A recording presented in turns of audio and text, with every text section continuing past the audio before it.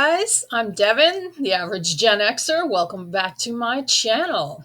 So today I wanted to do something a little bit different. The past 2 weeks I've spent making content on YouTuber and professional train wreck Alexander Rodriguez. And for the month before that, I did a series on the book No Kids, 40 Good Reasons Not to Have Children. So this week I wanted to take a little break from all the drama. And by request, I wanted to make a little video on my horse, whose name is Carma with a C. It's also Mother's Day today in the US, so happy Mother's Day to all women, because all women mother someone, in my opinion, whether you have human kids, pets that are your kids of any species, if you have houseplants that you mother, if you have friends or children of friends, whatever the case may be, all women mother someone, and the world needs all the mothering it can get. So happy Mother's Day to us all. So let's get right into it. I am a horse girl, just in the blood. I have always been horse crazy, and I started taking riding lessons when I was 9 years old at a local stable in North Andover, Massachusetts. The barn that I rode at does a discipline called saddle seat. That's the style of riding. And the breed of horses that they primarily worked with is the American Saddlebred. And so I rode in competitions that are called saddle seat equitation. So when you go to saddle seat horse shows, there are all different divisions and classes based on the age of the rider or the age of the horse or all different kinds of stuff. And so I competed in saddle seat equitation, which is supposed to be about the rider's poise and form and skill riding their horse, whereas adult classes just strictly judge the horse rather than including the rider. And I won't go into the whole story with that right now, but suffice to say, it was very traumatic overall. And my years in that world as a teenager ended when I was 16 and a half in spectacular fashion. And I actually, as an exercise to work through my trauma, wrote an autobiographical novel about my experience and the aftermath of it. It's called The Iron Horse. It's available on Amazon. I will link it below. It's a pretty racy beach read, coming of age novel. So if you want to check it out, the link is there. But when I was 12 years old, I started working at the barn. And it was a small barn, only about 10 or 12 horses.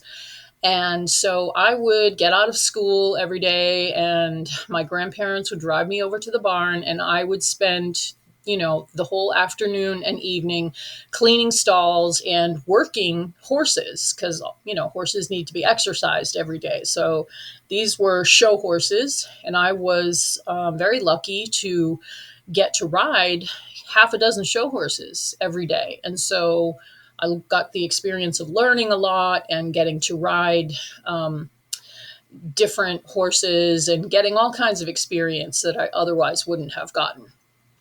Well, this is back in the Gen X days in the 80s. And as I've said on this channel before, I have always struggled with sugar addiction, and I've always been, maybe 20 pounds overweight.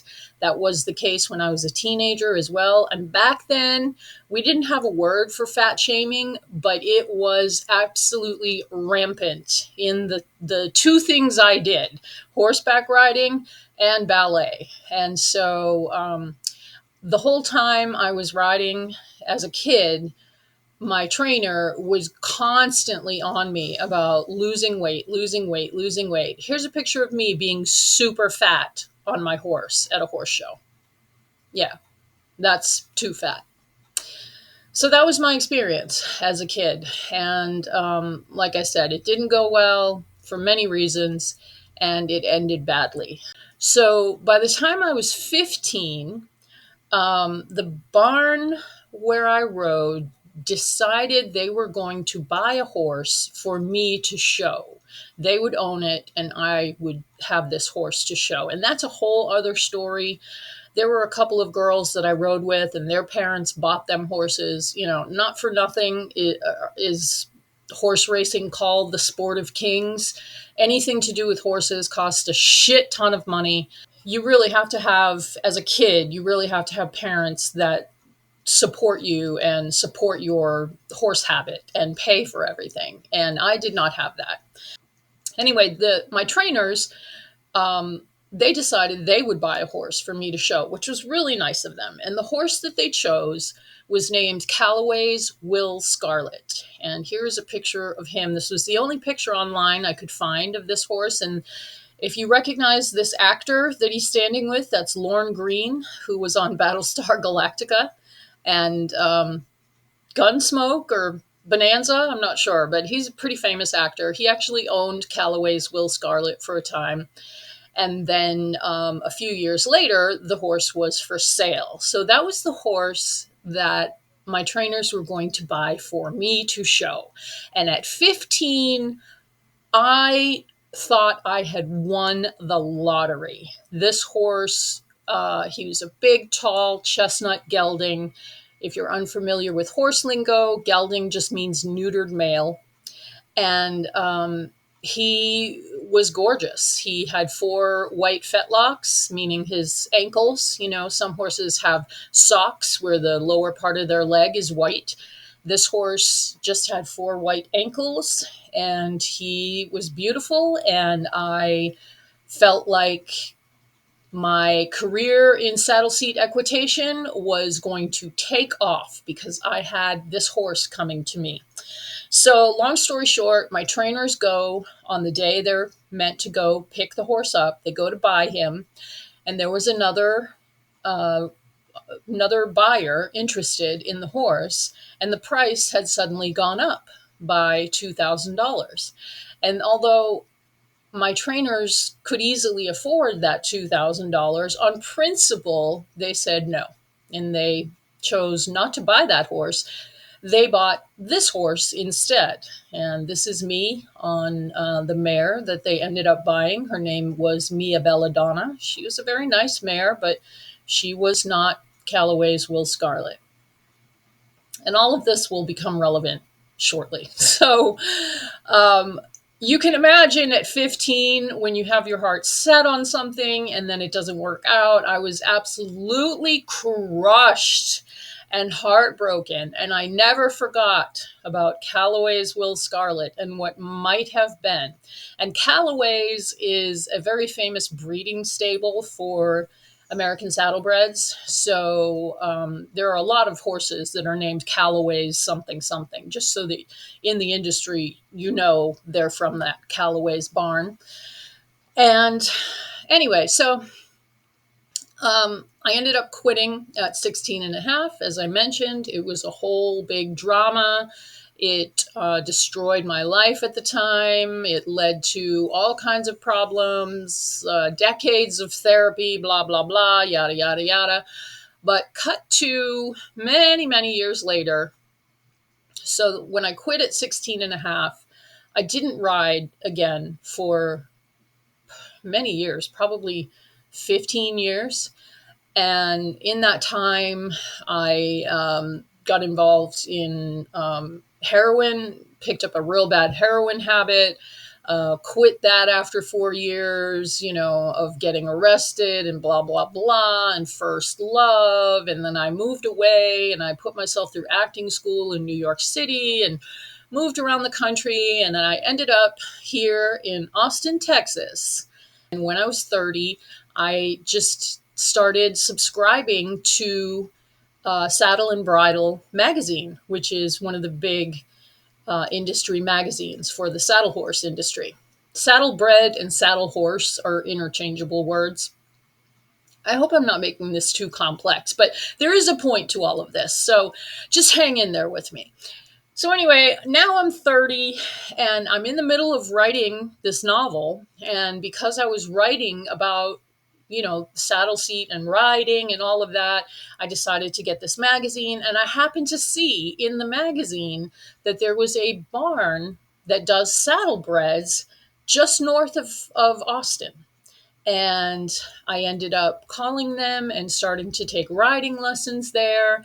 And I actually have been riding with this barn now for probably close to 25 years. So I took riding lessons, and I dabbled in getting back into showing at some of the smaller shows, and the local Texas shows. And it really was very healing for all my trauma, because back in the day I didn't get any therapy for my issues. You just were told to suck it up if something was wrong. Nowadays it's a whole different story. But so by 2008 I decided that I wanted to lease a horse of my own, because it's one thing to take a riding lesson once a week or however often you can, but to have one horse of your own that you can just bond with and work with, that for a horse girl like me is, there's nothing like it. It really just adds to your life in a way that is profound and unexplainable. So, and if you have it in your blood, whatever your thing is that you cannot live without, you should do it, regardless of cost or whatever. Those are the things that make life worth living, in my opinion. So by 2008, I leased a horse, and he was a rescue saddlebred. His name was Shaggy, and I had him for 3 years. I leased him from the barn. He was owned by the barn, and I leased him so that I could have him to myself, and I would just show up and ride him whenever I wanted, which was horse girl's dream. And so he was unfortunately had a lot of trauma in his own past, and he was unshowable. It was, you wish animals could just tell you what their issues are, but something had happened to him, and he was great while you were home, but as soon as you would put him on the trailer to go to a horse show, he would break out into a full body sweat, and it just went downhill from there. He was unshowable. So by 2011, I did try to show him a few times. It went horribly, and at that point I felt like, God, I'm just, kind of doomed here. But so by 2011, we weren't sure how old Shaggy was, but he was an older horse. And the day after Thanksgiving, he passed away. He got colic, which is a stomach issue that horses get. And they gave him the shot that they give horses for it, and he ended up just dying very suddenly, very unexpectedly.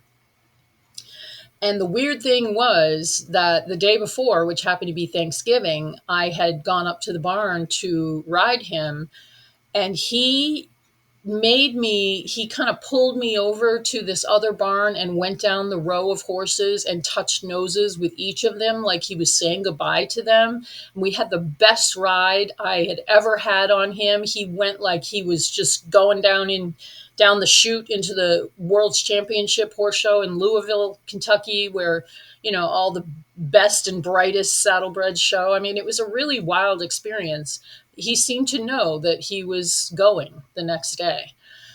And so my trainer had to call me and tell me that my horse had died. And it was, of course, very sad and traumatic. And so about a week later, he sends me an email, and he said, "Hey, I know it's kind of soon, but I have a horse that his owner has run out of money, and she's not paying his bills, and he's just kind of languishing here, and he's young. He's not even 4 years old yet, and has very little training, and he needs someone to take him on, someone who's an experienced rider." Well, I was the perfect person for that, because I was a very experienced rider and I love a challenge. And I am, the type of person that I don't want a push button horse that I can just, well, let's be real, I don't have the kind of money to buy a push button horse.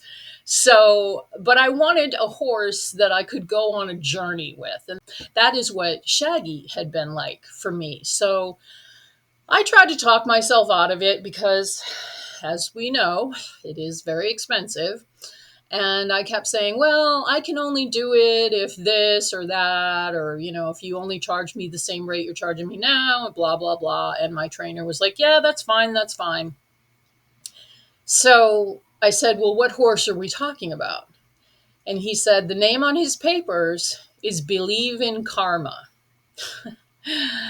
And I was like, yeah, of course it is. Because how do I turn down a saddlebred that someone wants to give me named Believe in Karma?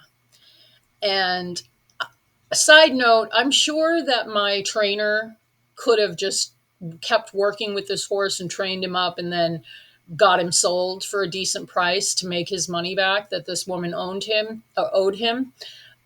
But what I think happened is that he told her, if you give her this horse, then we'll just call it even and, I'll cancel your bill.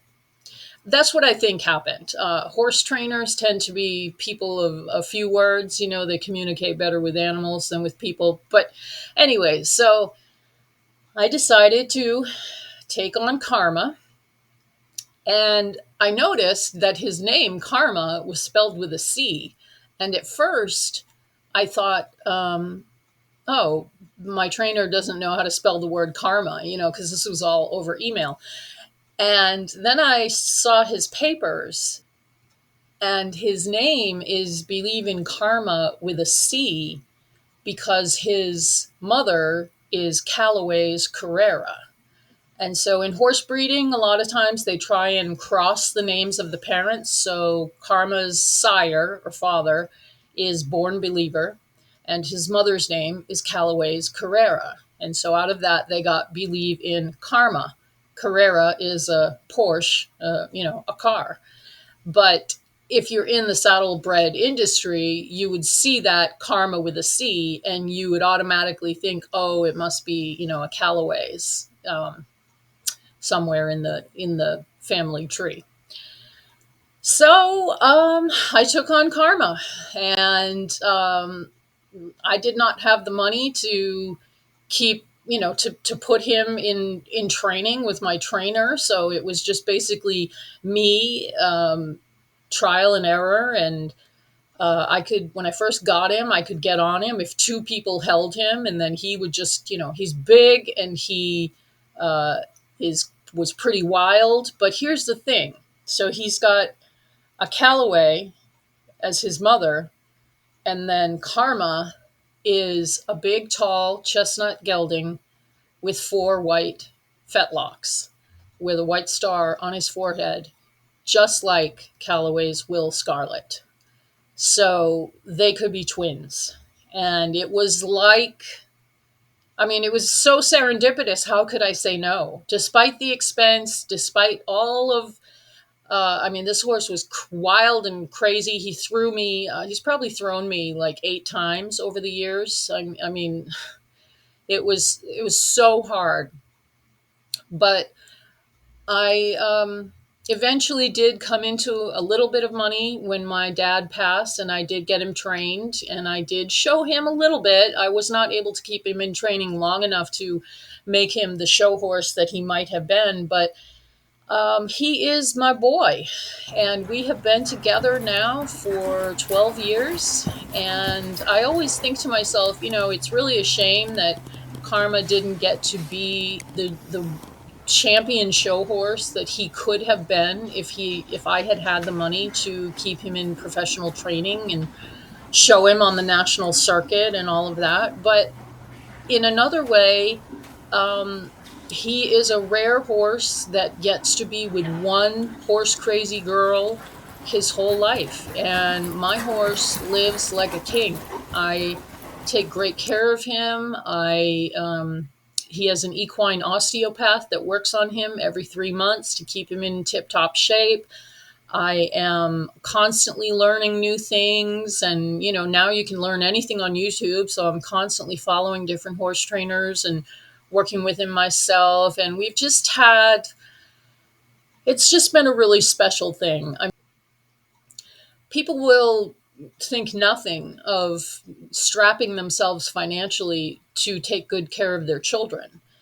And it's like that for me. I if I didn't have my own saddlebred, I would be sick. I would. Sorry about the noise. That's one of my dogs. Um, I Life just would not be as rich and as worth living if I didn't have my own horse. And it has to be a saddlebred. I'm sorry, I'm a total snob that way. Lots of people get into different horse breeds, and you just can't imagine riding any other way.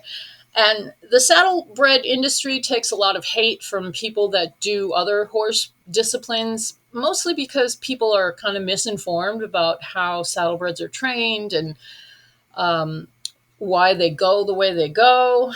They're bred to be show horses. They're bred to be built to do the things you're asking them to do, just like any other horse breed. Horse breeds that we have today exist because of humans selectively breeding different horses. And so I'm not going to go into a big long diatribe about that, but we'll see if I get any hate on this video because I have a saddlebred. And if I do, maybe I'll make another video in the future. But there's some footage on here, which many thanks to my dear friend Carlos for coming to the barn and filming me and Karma in action. If you are a horse person and you notice in these action shots that he is going with his nose up a little bit and doesn't look so comfortable, I recently learned that the nice new fancy saddle that I bought did not fit him well. So I went back to my old saddle, and he's much more comfortable that way. Having a horse is a constant adjustment, trial, error, you know, just like having a kid. You wouldn't tell someone to sell one of their kids so they can have an easier time in life. So I will keep Mr. Karma as long as he is living, and horses these days can live well into their 30s.